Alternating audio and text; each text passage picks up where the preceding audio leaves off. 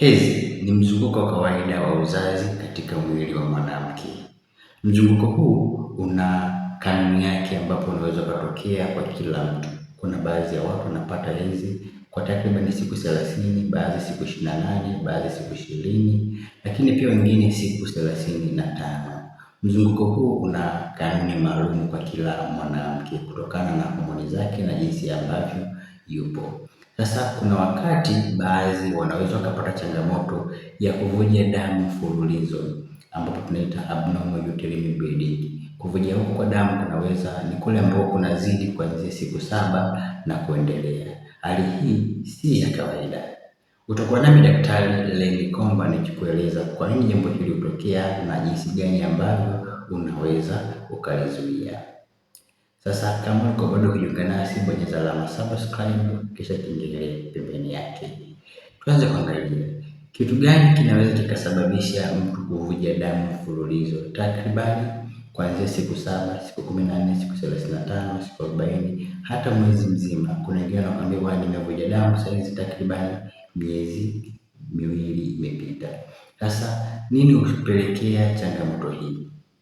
Changamoto ya kwanza ambayo inaweza kupelekea binti kuvuja damu muda mrefu ni tunaita uvimbe katika mfuko wa kizazi, tunaita uterine fibroid. Akiwa na changamoto hii anaweza kupata abnormal uterine bleeding. Hasa unaweza kugundua, ina dalili zake tumeelezea katika mara zilizopita, na kama ili ugundue, ukiona unapata changamoto hii, wasiliana na daktari, atakusaidia jinsi ya kugundua changamoto hii.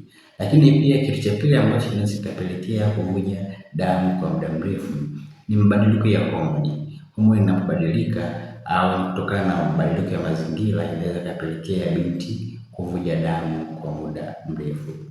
Kitu kingine ambacho kinaweza kupelekea mtu huyu kuvuja damu wakati ni tofauti na kipindi cha hedhi, mtu huyu anaweza akawa pengine alikuwa ni mjamzito hajijui, lakini mimba yake imeharibika. Kwa hiyo ni muhimu pia kama unavuja damu kufanya kipimo cha mimba. Lakini pia kitu kingine ambacho kinaweza kupelekea mtu huyu kuvuja damu kwa muda mrefu, anaweza akawa pengine na kansa ya mlango wa kizazi. Inaweza pia ikasababisha binti huyu kuvuja damu kwa muda mrefu. Kitu kingine ambacho kinaweza kikapelekea kuvuja damu kwa muda mrefu, yani abnormal uterine bleeding, inaweza ikawa ni maambukizi katika via vya uzazi pamoja na mfumo wa mkojo, maambukizi ambayo yanaitwa pelvic inflammatory disease, yani via vya uzazi. Lakini pia muda mwingine inaweza kawa na cystitis, lakini pia perinephritis. Vitu hivi kuna wakati pia vinaweza vikapelekea kuvuja damu kwa muda mrefu. Lakini pia kitu kingine kinaweza kikawa ni tofauti na kansa, anaweza kawa na non-cancerous tumors ambazo zinaweza zikapelekea pia mtu huyu kuvuja damu kwa muda mrefu, au anaweza kawa na shida nyingine ambayo inaitwa endometriosis. Hii ni hali ambayo inatokana kutokana na changamoto fulani za mfumo wa uzazi ambazo zinaweza zikapelekea binti huyu akavuja damu kwa muda mrefu. Sasa nini cha kufanya ukiona unavuja damu kwa muda mrefu na hedhi yako haikomi? Cha kwanza ambacho unapaswa kuzingatia, angalia dalili ambazo zinaambatana na kuvuja damu kwa muda mrefu.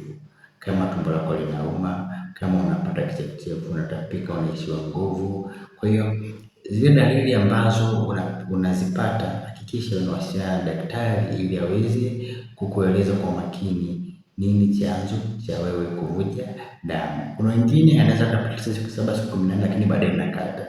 Lakini kuna wengine haikati, ni muda mrefu. Lakini pia kitu cha pili ambacho utapaswa kukifanya ni angalia kiwango cha damu ambacho kinavuja kwa siku. Angalia pedi ambayo umebadilisha mara ngapi. Hiyo pedi yako imeloa nusu wakati umebadilisha au imeloa yote. Angalia pia kiwango cha damu. Hii inaweza ikawa ukimwambia daktari kwamba pedi yangu inaloa nzima au inaloa nusu, anaweza akajua nini changamoto haswa ni nini. Kitu cha kingine ambacho utapaswa kuzingatia, angalia kama umetumia njia ya uzazi yoyote, njia ya uzazi wa mpango. Kuna njia ya vidonge, kuna njia ya implant na vijiti, njia yote ile ya uzazi wa mpango. Lakini pia kuna zile emergency contraceptive tunaita P2.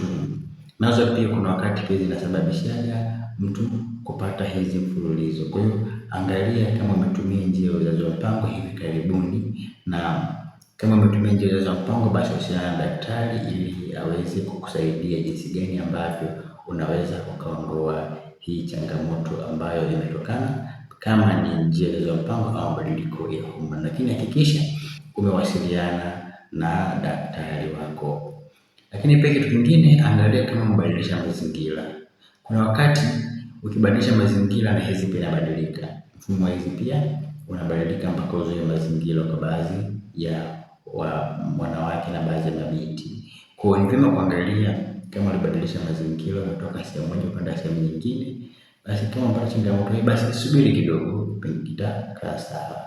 Lakini pia angalia kama umebadilisha chakula, kwani baadhi ya wanawake wakibadilisha chakula wanapata changamoto ya hedhi isiyokoma. Sasa hivi vilikuwa ni vitu ambavyo unaweza ukavizingatia na ukaangalia kama unapata hedhi ambayo ni mfululizo. Sasa kama damu inavuja kwa muda mrefu, hakikisha unafika katika kituo cha afya au katika hospitali ili daktari afanye vipimo vifuatavyo. Kwanza, apime wingi wa damu, kwani kuvuja damu kwa muda mrefu kunaweza kukapelekea upungufu wa damu. Lakini pia aangalie kama hali hii inasababishwa na kansa au sio kansa au changamoto gani. Daktari atafanya uchunguzi wa kina, ikiwemo kuuliza maswali, lakini pia kufanya vipimo vya kina. Kuna vipimo vya homoni, lakini pia kuna vipimo vingine ni vya magonjwa ya bakteria, lakini pia magonjwa ya UTI. Atafanya uchunguzi wa PID, atafanya uchunguzi wa kina kubaini tatizo. Hakikisha umeonana na daktari na umemshirikisha hali yako, usibaki nayo nyumbani peke yako. Kuna wanawake ambao wanabaki nayo nyumbani peke yako wakiamini kwamba ni hali ya kawaida. Akishauriana na daktari atakushauri jinsi gani ambavyo utaweza kufanya. Kama ulikuwa unatumia njia ya uzazi wa mpango, hakikisha unamuuliza daktari kwa kina kwamba mimi hii hali imeanza baada ya kutumia njia ya uzazi wa mpango.